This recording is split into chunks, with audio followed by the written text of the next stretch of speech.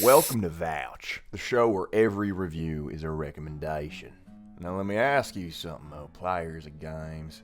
Do you ever find yourself aimlessly scrolling through your Steam library, looking for a game where you can simply shoot some people? Where the guns have kick, the enemies ain't too hard nor too easy. There ain't no distractions, just a good old FPS. Most people only got two options. Either boot up a game with a long-ass campaign that you already beat or don't really want to get into right now. Even worse if it's an open world, because who's gonna boot up Cyberpunk 2077 just to experience the gunplay?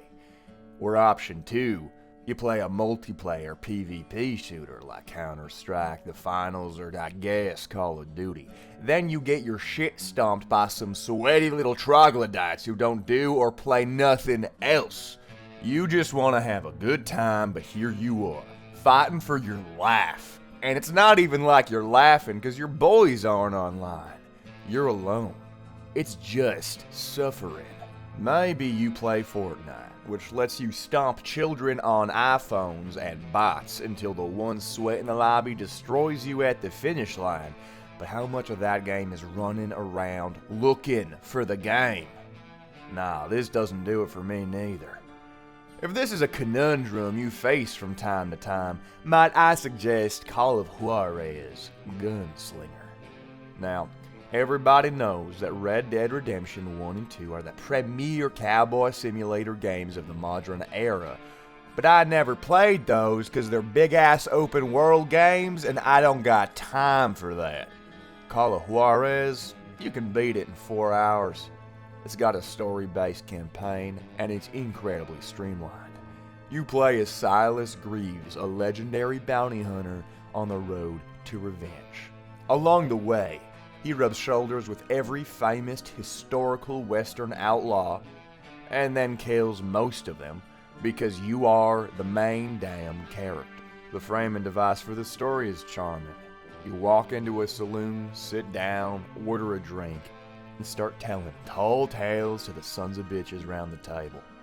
This allows you to wonder how much of the stories are true and how much of them are bullshit. And while I wouldn't say you play the game for the story, it was entertaining and not unwelcome. The narrative structure giving me all the direction and personal stakes in each of the boss fights that I needed to feel invested. This game is from the Xbox 360 era, and if you played games back then, you might remember how they made a game to be fun first, then molded the story around it. I'm taking off my nostalgia glasses now. It plays somewhat like arcade rail shooter games that are usually licensed from some 90s intellectual property. I always enjoyed those, but wish the game allowed a little bit more player freedom to be slightly off the rails, and the stories are always laughably bad. The gunplay was spray and pray and optimized to fuck you so you have to pay more to get more lives. Call of Juarez lacks the flaws and exemplifies the successes of these games. You can move around with WASD, take different angles of attack, hide behind a wall, get on the roof, or just charge up with a shotgun. The more you kill people, the more skill points you get, the more you can customize your gameplay style with perks and upgraded weapons. The skill tree is not enormous, and I notice the impact of every new upgrade. You have this focus meter where if you kill enough motherfuckers, you can slow down time, then pop a bunch of heads real quick, which feels awesome and earned because you don't get the focus if you aren't doing well in the combat to begin with. There's a handful of quick time events where you have to shoot people rapidly by giving a Dance Dance Revolution arrow key indicator via WASD. Now, I'm not usually a fan of quick time events, but this is fun and charming, and most importantly, if you fuck it up, you do not instantly die, and they don't make you just win automatically either. If you fail the QuickTime event, you have to shoot all those motherfuckers manually, and you're usually outnumbered. It's always possible, but very difficult. This makes the QuickTime event feel like less of a break from the actual gameplay, and more of a cinematic superpower that you can use if you have enough skill. One wrong keystroke and it's over. You gotta fend for yourself. This does sometimes lead to funny moments like the QuickTime event making me fan the hammer on 6 men while I'm wielding a 2-shell sawed-off shotgun, but it hardly ruins the gameplay.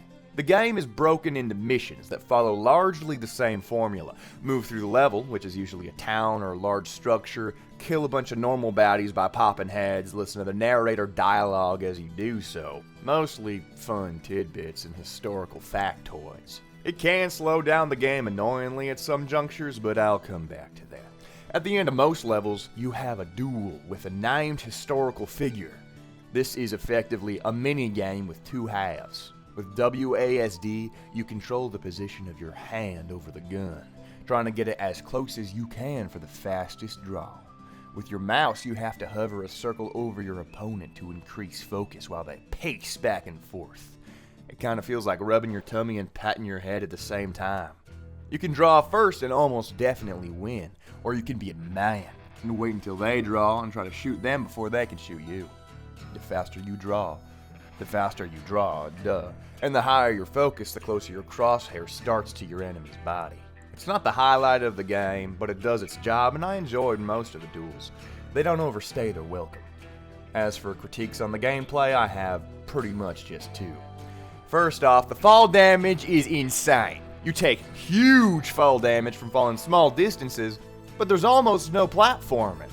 This game would not have suffered at all if the ledges had been invisible walls, if they led to an abyss, or if there was zero fall damage for dropping onto platforms you can walk on. I'm not really sure why they added this. Kill barriers for places you're not supposed to go would have served the game better.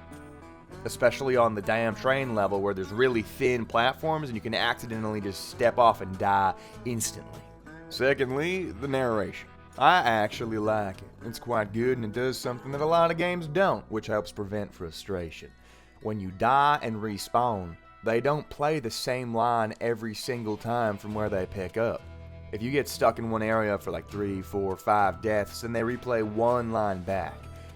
But it's not every time, which prevents a Groundhog Day frustration effect. The annoying thing is that sometimes they will put the game in slow motion and wait for the guy to stop talking. Sometimes this is used to enjoyable and comedic effect, like when the game slows down and you realize one of the guys in the saloon has nodded off, so Silas said, "And then I was attacked by 500 Indians," and you're suddenly surrounded and you have to shoot at them until he goes, "Nah, I'm bullshitting, just trying to see if you were paying attention." That was funny, I liked that, but other times you'll move through like 3 train cars in slow-mo, while the background characters chit-chat to establish that one of them is getting suspicious of Silas's story while he goes to the bathroom. It would have worked just fine if I kept shooting people during the sequence, but oh well, it's a minor gripe, and there's an arcade mode where you can have all the same fights with none of the narration if it ever gets too annoying. There's also a small amount of collectibles, so it feels very appealing to perfectionists and speedrunners. I could see myself running through some of these town missions trying to flawless the encounters with maxed out skill trees, kick-ass guns, and as much slow-mo as the entire Matrix trilogy combined. It feels fun to just root and toot and shoot some sons of bitches. It's a good game. You can feel the passion of the people who worked on it, and it doesn't overstay its welcome. Give it a shot.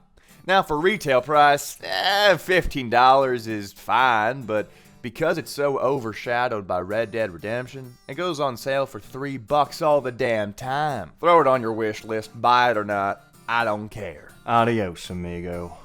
Thanks to these schmucks for giving me $5 a month. I hope you guys enjoyed this Cowboy episode of Vouch. If there's an underrated game you guys want me to check out, let me know so I can know about it and maybe check it out later.